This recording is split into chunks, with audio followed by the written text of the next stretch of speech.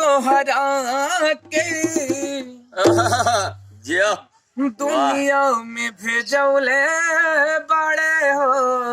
क्या बात है, यहाँ रह जा सब हमरा खातिर तोहरा के बावझा दुनिया में भेजौले बड़े हो।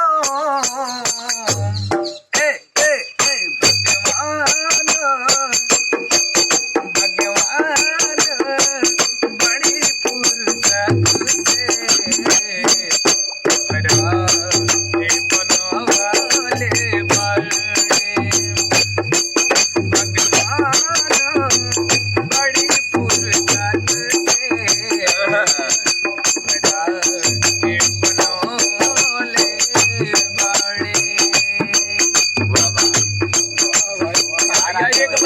एक लड़का के तारीफ करत हिया, लड़कवा कहत हिया लड़किया के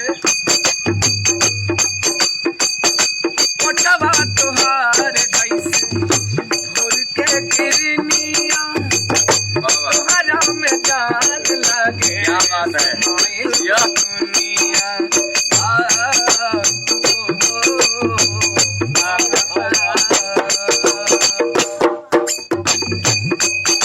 पटवा तोहार कैसे भोर के किरनिया तोहरा में जान लगे। बाबा बुझाना सजौले बड़े